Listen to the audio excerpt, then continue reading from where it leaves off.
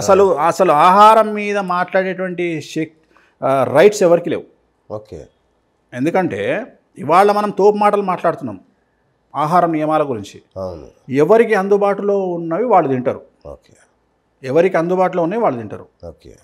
వాళ్ళ యొక్క జీవన విధానాన్ని బట్టి వాళ్ళు తింటారు. ఓకే. చైనాకు పోతే ఒక రకమైనటువంటి తిండి ఉంటుంది, థాయిలాండ్కి వస్తే ఒక రకమైన తిండి ఉంటుంది, మన దేశంలోనే నార్త్ ఈస్ట్ స్టేట్స్కి పోతే ఒక రకమైన రాష్ట్రాల్లో ఒకలా ఉంటుంది. మన ఈశాన్య రాష్ట్రాలలో మీరు మొత్తం చూడండి, కుక్కలు తింటారు వాళ్ళు. మీరు ఊహించలేరు వాళ్ళు ఏమేమి తింటారో. వాళ్ళు సుండెలకలు తింటారు, పందికొక్కులు తింటారు. అంటే వాళ్ళ యొక్క జీవన విధానం. సో నేను ఒకటే, అసలు జీవన విధానాన్ని తిండిని విమర్శించేవాడిని అసలు మామూలుగా చెప్పుతో కొట్టాలి. ఎందుకంటే అది వాళ్ళకు వచ్చినటువంటి ఆచార వ్యవహారం, వాళ్ళ తిండి అంతే. ఓకే. ఇప్పుడు నువ్వు ఇది తింటున్నావు, నువ్వు తింటున్నావు, ఎవరిని ఏం విమర్శించే హక్కు లేదు మనకు. నేను అదే చెప్తున్నా, ఎవరి ఇష్టం వాళ్ళది, ఎవరి జీవన విధానం వాళ్ళది. ఓకే. ఇప్పుడు కొన్ని మీరు నమ్మరు, కొన్ని దేశాలల్లో కొన్ని రకాల మనుషులల్లో కాకులు తింటారట. మరి ఇంకేమనాలా? మనకు వాళ్ళు పితృదేవతలు. అదే కదా పితృదేవతలు. కాకి ఎన్నేళ్ళు బతుకుతుంది? ఒక్క కాకిని తినే వాళ్ళు కూడా ఉన్నారు. పిల్లులు తింటారు.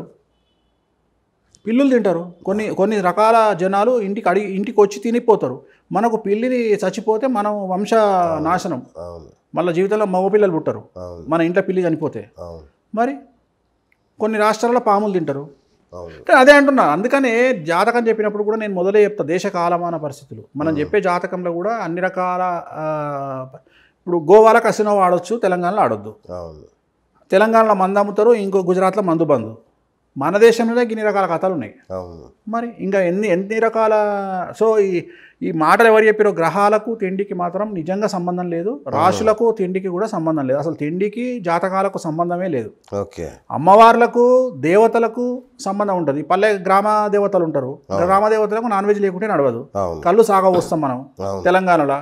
సో గ్రామ దేవతలకు తెలంగాణలో, ఆంధ్రాలో కాదు, మళ్ళీ ఆంధ్రాలో మళ్ళీ డిఫరెంట్ ఉంటుంది. ఓకే. ఆంధ్రాలో మళ్ళీ మీకు టోటల్ అమ్మవార్ల పూజలు వేరే ఉంటాయి. మళ్ళీ తెలంగాణకు వచ్చేటప్పటికి గ్రామదేవతలకు మందు నాన్ వెజ్ లేనిది నడవదు, సాక లేనిది నడవదు.